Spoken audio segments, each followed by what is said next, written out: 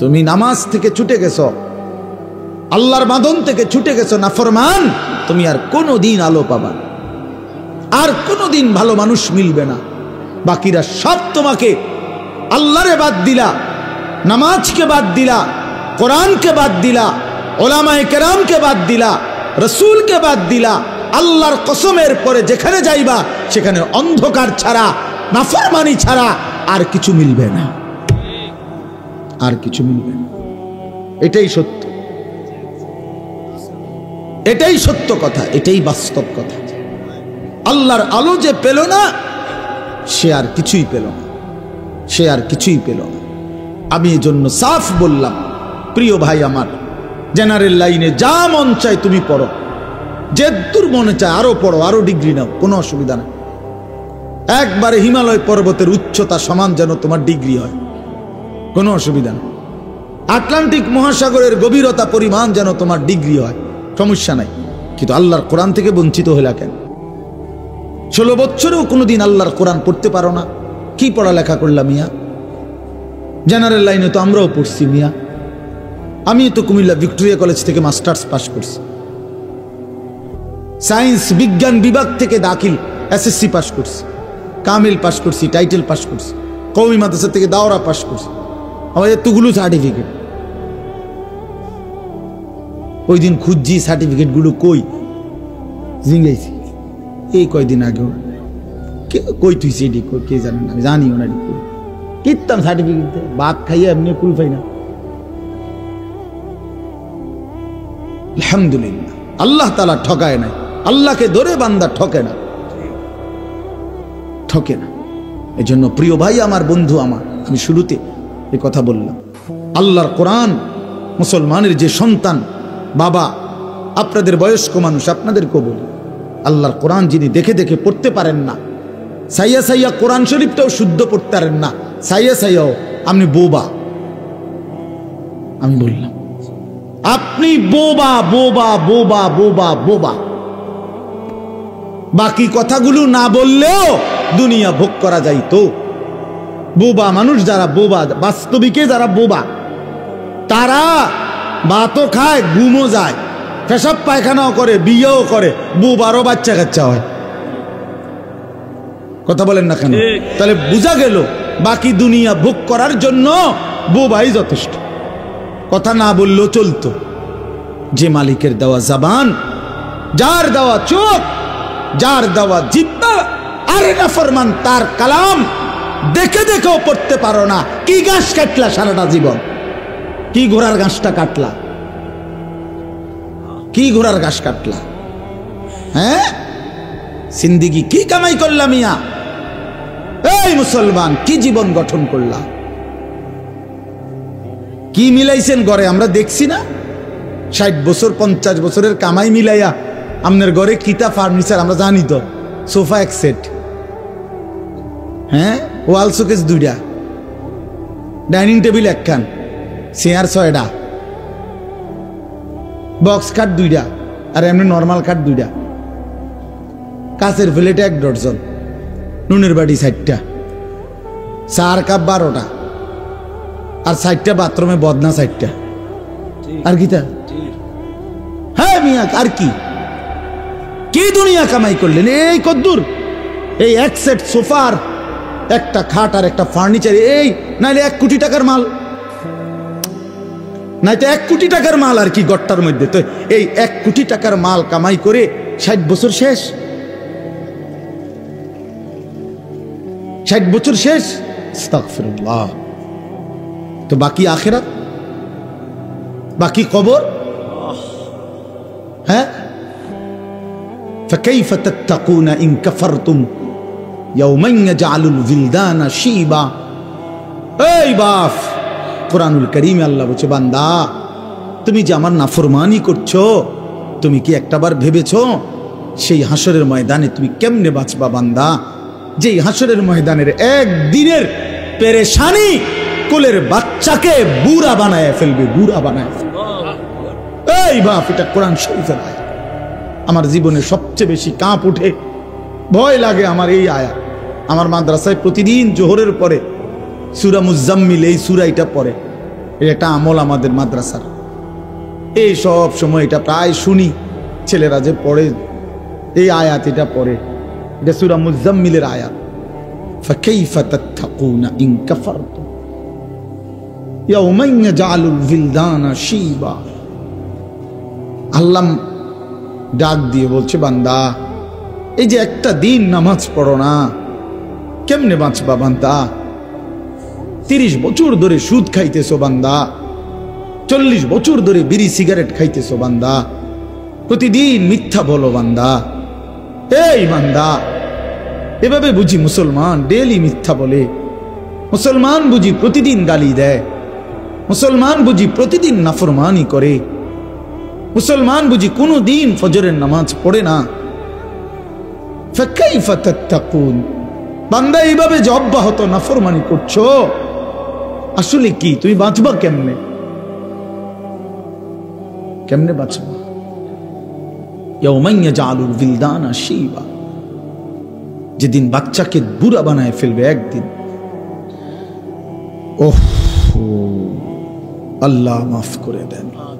ইয়াওয়াদ্দুল মুজরিমু লাউ ইফতাদি মিন আযাবি ইয়াউমিইদিন বিবানিহি ওয়া সাহিবাতিহি ওয়া আখি ওয়া ফাসিলাতিহি আল্লাতী তু'বি ওয়া মান ফিল আরদি জামিআ সুম্মা ইউনজি।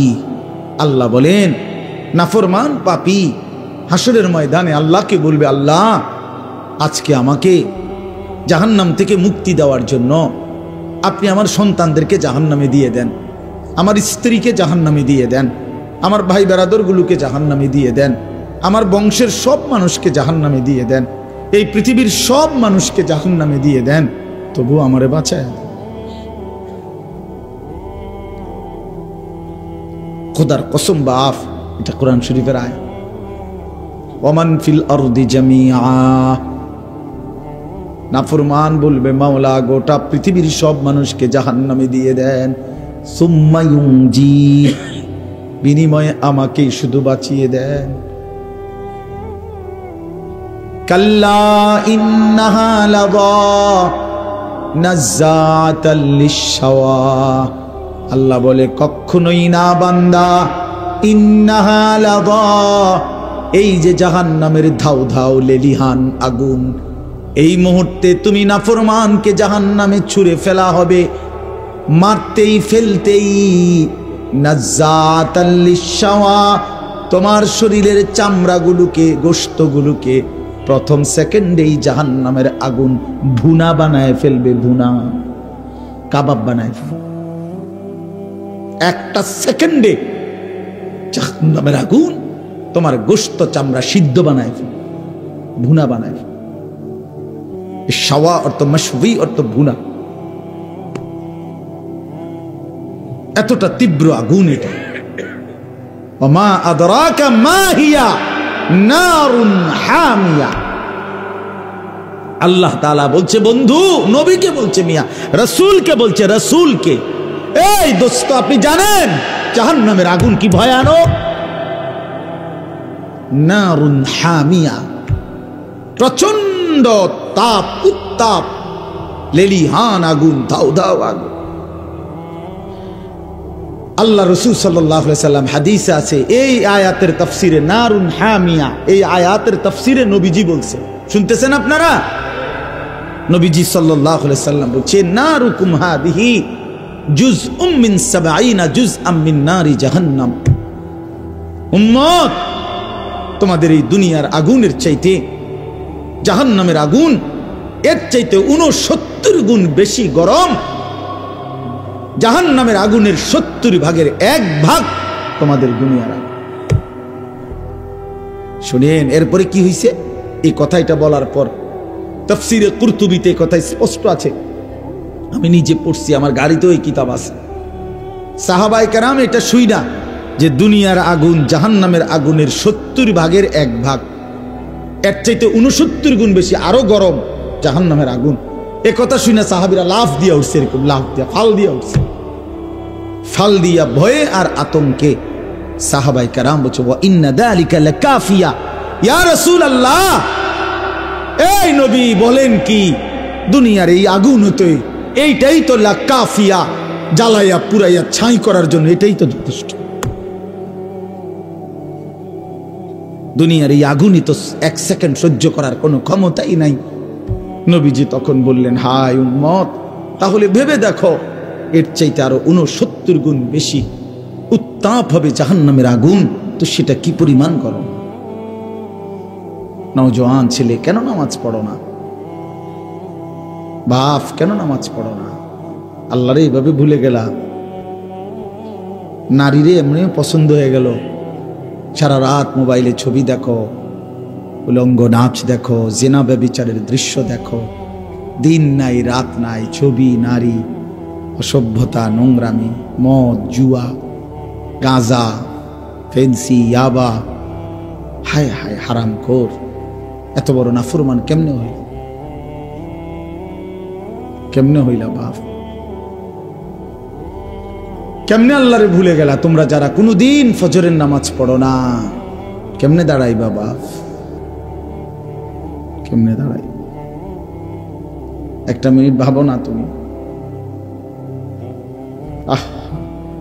কেমনে বললে বুঝতা? আপনাদের যাদের স্ত্রী নামাজ পড়ে না, যাদের মেয়েরা নামাজ পড়ে না, আপনারা যারা সামান্য দুনিয়ার ব্যস্ততায় নামাজ পড়েন না বাবা, কেন পড়েন না? একটা সিএনজি চালাইতে গিয়া বেচারা নামাজ পড়ে না, একটা অটো চালাইতে গিয়া বেচারা নামাজ পড়ে না, একটা সামান্য মুদি দোকান, চা দোকান, এই বেচারাও এক ওয়াক্ত নামাজ পড়ে না। আহারে কি আশ্চর্য! একটা চটপুরি দোকানদার সারাদিন মাহফিলে চটপুরি বেচতেছে, সারাটা রাত একটা ওয়াক্ত নামাজ পড়ে না। কি হারাম! চিন্তা করে দেখ। কোগো বুট মুড়ি বেচছে, বুট বেচছে কত, নাহলে 300 টাকার বুট, নাই তো 1000 টাকার বুট বিক্রি করছে, বিনিময়ে আল্লাহকে একটা সেজদা দেয় নাই।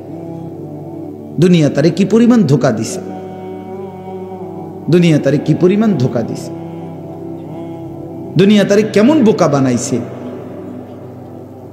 সব 1000 টাকার বুট বেচলে কত, নাহলে 100 টাকা লাভ, না 1000 টাকা লাভ, শরীফ বে কন্যা এরমই তো হইব।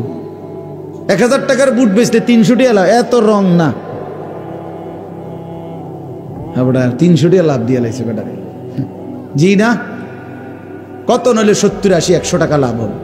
আচ্ছা ধরেন শরীফ ভাই কইছে মুরব্বী মানুষ 300 টাকাই লাভ, তো 300 টাকার জন্য জোহর, আসর, মাগরিব, ইশা সব বাদ। কি পেয়ে কি হারাইলাম? কাকে ধরলাম, কাকে ছাড়লাম? কুল মা ইনদাল্লাহি খায়রুম মিনাল লাহবি ওয়া মিনাত তিজারা। আল্লাহ বলছে, নবী বলে দেন, ও দুনিয়াবাসী, তোমাদের এই ব্যবসা বেচা কিনা, তোমাদের এই রং তামাশা, যুবক, তোমার এই তামাশা, তোমার এই গান বাদ্য, নাচ গান, এই সব কিছুর বিনিময়ে, এর বিপরীতে সেজদা দিলে, নামাজ পড়লে, গোলামি করলে আল্লাহর কাছ থেকে যা পাইতা, আল্লাহ বলছে বন্ধু বলে দেন, সেটা তোমাদের এই তামাশা এবং ব্যবসা বেচা কিনা, আয় রোজগার চাইতে কোটি কোটি গুণে উত্তম, কোটি কোটি গুণে উত্তম। আল্লাহু খায়রুর রাজিকিন, আল্লাহই হচ্ছেন সর্বোত্তম রিজিক দাতা।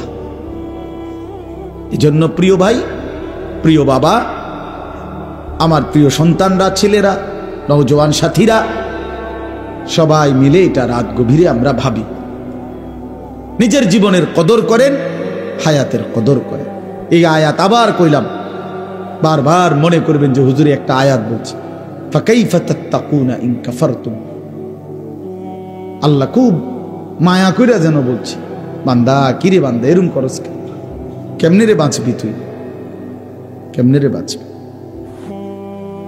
কেমনে বাঁচবি বান্দা এত নাফরমানি করে সেই হাসরের ময়দানে, যেদিন কোলের বাচ্চা বুড়া হয়ে যাবে পেরেশানিতে।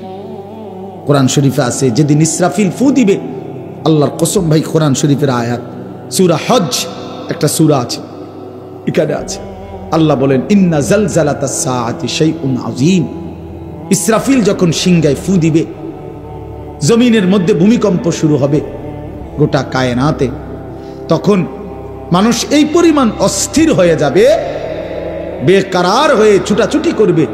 আল্লাহ নিজে বলতেছে, ইয়াউমা তারাউনাহা তাদহালু কুল্লু মুরদিআতিন আম্মা আরদাআত, যে মা তার কোলের বাচ্চা দুধ খাওয়াইতেছিল, আল্লাহর কসম আল্লাহ বলে ওই মা দুধের বাচ্চা ছুঁড়ে ফেলে দিল। এইটার অর্থ এটা। ওয়াতাদাউ কুল্লু দাতি হামলিন হামলাহা, যে মার পেটে সন্তান 8 মাসের 9 মাসের বাচ্চা, আল্লাহ বলেন ওই মা এইভাবে পাগলের মতো দৌড়বে ছুটবে, গর্ভের বাচ্চা নিজে নিজে বের হয়ে যায়। সুকারা, আল্লাহ বলে সবগুলো মানুষ পাগলের মতো মাতালের মতো হয়ে যাবে, মাতাল হয়ে যাবে, মাতাল। ইয়াউমা ইয়াকুনুন নাসু কাল ফারাশিল মাবসুস, বিক্ষিপ্ত পতঙ্গ উলু আগুনের মধ্যে, লাইটের মধ্যে যেরকম চারদিক থেকে উইরা উইরা আইসা, যে যেদিক থেকে পাইরা উইরা আইসা শুধু পরে আর মরে, পরে আর মরে, ঠিক না? আল্লাহ কোরআনে বলছে ইসরাফিল ফু দিলে এই কোটি কোটি মানুষ যে যেদিকে পারে ছুটাছুটি করে পড়বে মরবে, পড়বে মরবে, যে যেখানে পড়বে উষ্টা খাইয়া দৌড়াইয়া হাঁফাইয়া ওইখানেই মরতে দেরি নিচে পৌঁছে যাবে কবরে। কারণ এখন দাফন করার কেউ নাই, এখন আর দাফন করবে কেউ? কে দাফন করবে? সব তো দৌড়তেছে।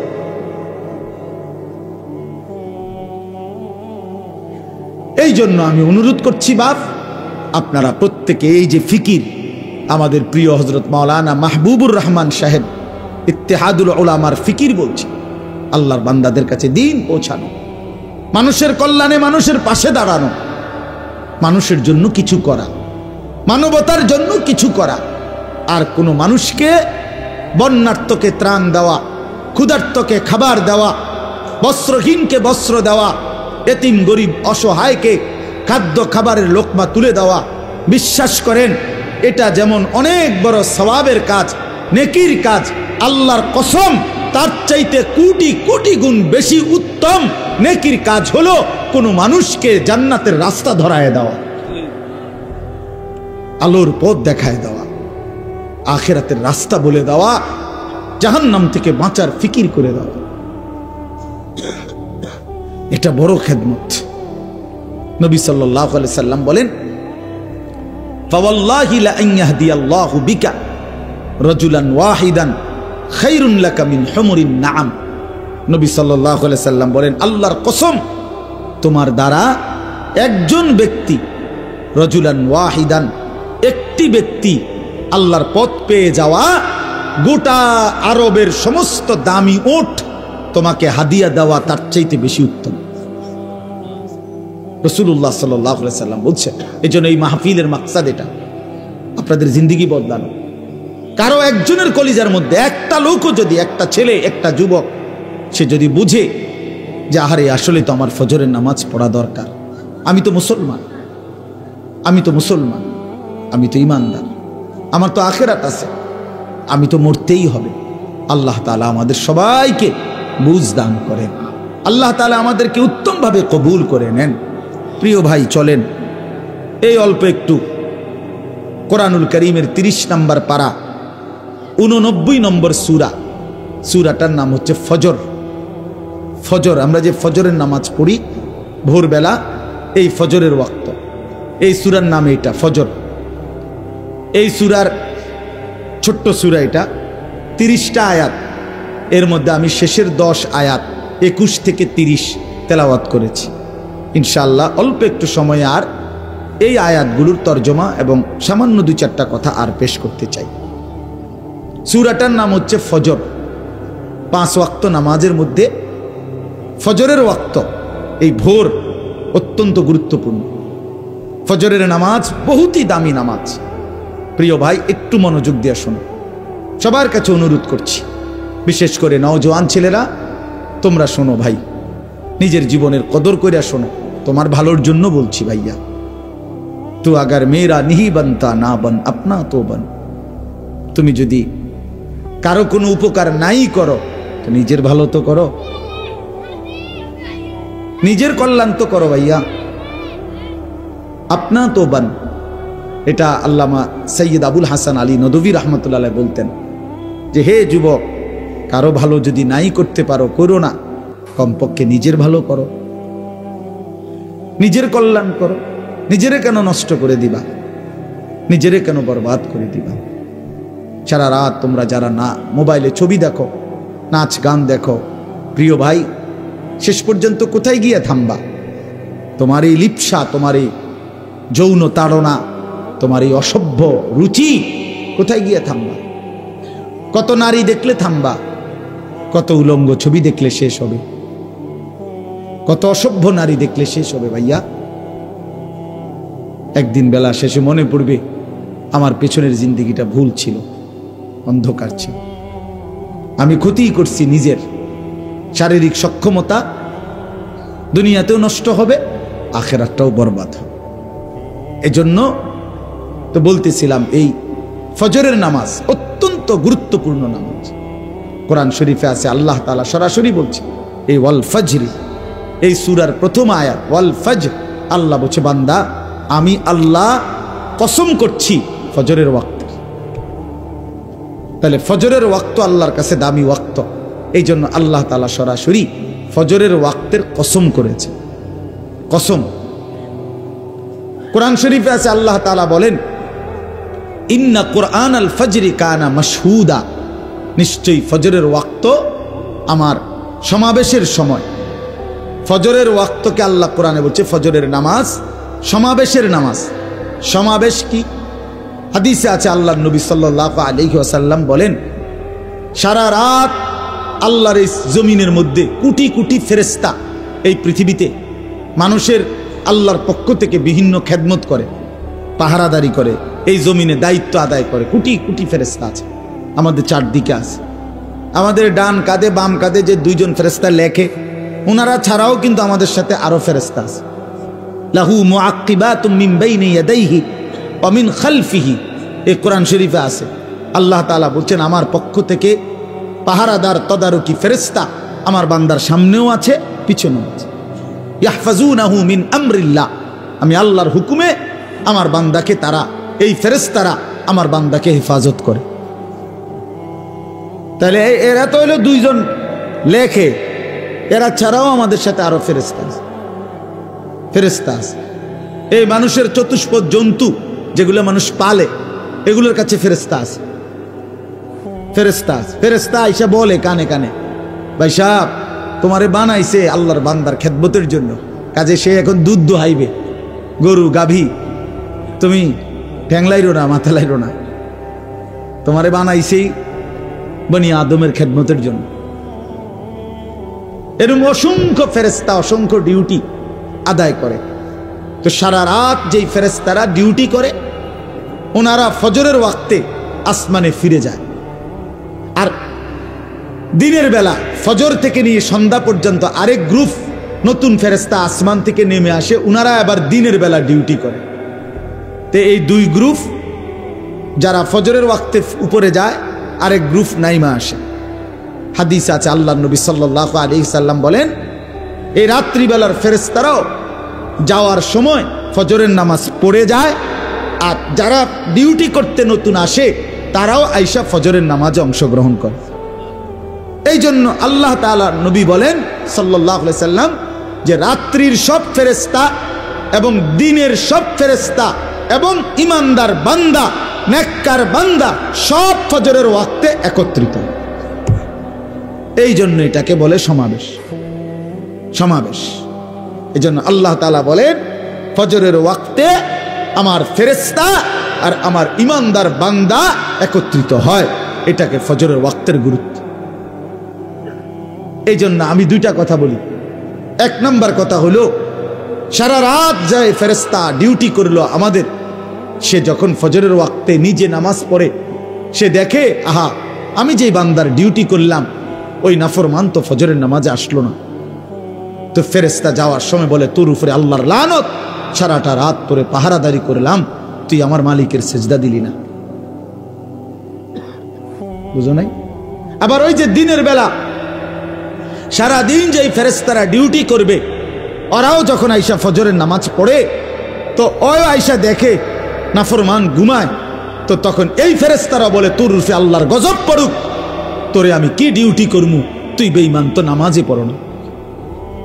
এই জন্য যুবক তোমরা যারা ফজরের নামাজ পড়ো না, তোমাদের উপরে আল্লাহ তাআলার কোটি কোটি ফেরেশতা ফজরের ওয়াক্তে লানত দেয়। তোর রূপে খোদার অভিশাপ, আল্লাহর লানত, ফেরেশতার লানত। আর অভিশপ্ত জীবন সুখের হয় না, লানতের জীবন কি হয় না? সুখের হয়। লানতের জীবন সুখের হয় না। হ্যাঁ, এটা মনে রাখতে হবে। জীবন মানে শুধু ভাত তরকারি না। আমি তো খানা খাইতে পারতেছি, আমি তো ঘুমাই, আমি তো পেশাব পায়খানা করি, আমার তো যৌন চাহিদা পূরণ হয়, আর অসুবিধা কি? আরে বেটা, এগুলো তো কুত্তারও পূরণ হয় বেটা। কুত্তাও তো খায়, কুত্তাও তো খায় বেটা, কুকুরও তো খায়, কুকুরও তো ঘুমায়, কুকুরও তো পেশাব পায়খানা করে, কুত্তারও তো যৌন চাহিদা পূরণ হয়, নাহলে কুকুরের বাচ্চা হয় কেমন? কথা বলেন না কেন? তাহলে এই জরুরত গুলো তো জানোয়ারেরও পূরণ হয়। খানা, ঘুম, পেশাব পায়খানা, যৌন চাহিদা, এটুকুর নামই যদি হয় জীবন, তা আমার সাথে জানোয়ারের তফাৎ কি? বলে না কেন? বলেন। এই যুবক, বেনামাজি যুবক, বলো তোমার সাথে জানোয়ারের তফাৎ কি? বলো বেটা, লজ্জা থাকলে বলো। এতটুকু হায়া যদি না থাকে, এতটুকু আকল যদি না থাকে, তো কি গোড়ার ডিম পড়লা? যাই পড়ছো, কিছু তো পড়ছো, জেনারেল পড়াই পড়ো না তো। তুমি না কিছু পড়ালেখা করছো বলে, তুমি না কিছু ক্লাস পড়লা, তো কি পড়লা ভাইয়া? মালিক চেনো না, মুনিব চেনো না, আখলাক চেনো না, আল্লাহর গোলামি চেনো না, তো কি শিখলা? আপনাদের বাবাদেরকেও বলি, আপনারা আপনাদের ছেলেকে, বেনামাজি সন্তানকে বলেন না, কি শিখাইলেন? কি শিখাইলেন? কি শিখাইলেন? কারো ফিকির নাই। স্ত্রী সন্তান এদের দিন নিয়া, নামাজ নিয়া, বউটা কোনোদিন পর্দা করে না, বেটার কোনো আওয়াজে নাই। মেয়েটা পর্দা করে না, বাপের চোখে পানি নাই, মার চোখে কোনো টেনশনে নাই, কোনো টেনশন। ৮-৮ পোশাক পরে মেয়েটা প্রতিদিন বাইরে যায়, বেচারা মা একটাবারও ভাবে না, হায় হায় আমার মেয়ে যে এরকম, 16 বছরের আমার মেয়েটা যে এরকম ৮-৮ পরে যাচ্ছে, পোশাক পরে যাচ্ছে, রাস্তার ছেলেগুলো দেখলে কি ভাববে? কি এর কোনো শরম বলতে কিছু, কোনো হায়া লজ্জা নাই, কোনো হায়া লজ্জা। আস্তাগফিরুল্লাহ, কারো কোনো এই নিয়ে টেনশন নাই। ছেলেটা যে আপন ঘরে, মা বাপ জীবিত, মা বাপ জীবিত, তার মা বাচ্চা রয়েছে, বাপ বাচ্চা রয়েছে, এই ঘরে হেবড়ারা ঘুমায়, আর ওই ঘরে এই নাফরমান 365 দিনে 18 বছরের এই দামরা, 16 বছরের এই দামরা কোনোদিন ফজরের নামাজ পড়ে না, অথচ মা বাপ জীবিত। এ কেমন মা বাপ, এ কেমন সন্তান? এই মা বাপের সার্থকতা কি? এই সন্তানের সার্থকতা কি? এই জীবনের কি অর্থ? বলেন বাবা, বলেন। আমি এই জন্য প্রায় দেখি, আফসোস লাগে, এই মানুষগুলো দোয়া চায় শুধু আমগো কাছে। কি এর দোয়া?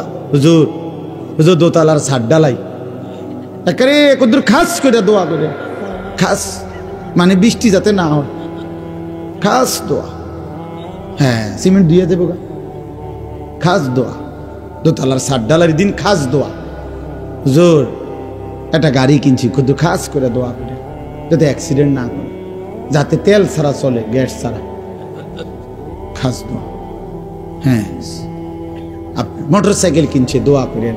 হুজুর এই বিটটা লইছি বাজারে, কদ্দুর খাস দোয়া করে, তাই না? হুজুর দোকানটা দিছি, কদ্দুর খাস করে দোয়া করে দেন। আমনে দোয়া করে বাইর হইলেই, হ্যাঁ, টেলিভিশনটা চালামু। হ্যাঁ, চা দোকানদার তো এটাই বলে, ঠিক না? যে হুজুর আপনি খাস করে দোয়া করে দেন, যাতে এই টেলিভিশন চালানোর পর থেকে আর একটা মিনিট যেন কারেন্ট না যায়। কারেন্ট গেলে তো লস, আমার কাস্টমার কমে যায়। হায় হায় মুসলমান, হায় মুসলমান, মোটরসাইকেলের জন্য দোয়া চায়, ছাদ ডালের দোয়া, ভিটের জন্য দোয়া, দোকান ঘরের জন্য দোয়া। আমার কাছে একবার একজনে বলছে, হুজুর 1,10,000 টাকা খরচ করে উনি টেলিভিশন কিনছে, চ্যাপটা একের সত্যি করে বললাম। আমি ওনার ঘরে গেছিলাম, উনি বিদেশ থেকে আইছে, এটা বাক্স খুলছে না তখন, উনি কইছে, কয় হুজুর 1,10,000 খরচ গেছে, দোয়া করেন। আমিও দোয়া করছি, এবারটা যেই ওয়াদের আমি তো এই ওয়াদের আমি দোয়া করছি ভাই, দোয়া করি খাস ভাবে আপনার ঘরে টেলিভিশন লাগাইবার পর থেকে যেন কখনোই কারেন্ট না যায়, আপনার বউ বাচ্চা যেন 24 ঘন্টা টেলিভিশন দেখতে পারে, নাচ গান সব যেন দেখে, আপনার ঘরে যেন সারাক্ষণ আপনার বউ বাচ্চা যেন বৈশা টেলিভিশন চাইতার। হুজুর খুব রাগ করছেন না? খাইতে কই আমি আপনি ওয়াজ দোয়ার ডকে বোঝেন না? দোয়ার ডক দেখেই তো বোঝা উচিত হ্যাঁ রাগ করছি না খুশি হয়েছি। কি দোয়া করতাম, কি দোয়া চাইলেন? মুসলমান কিসের জন্য বললেন?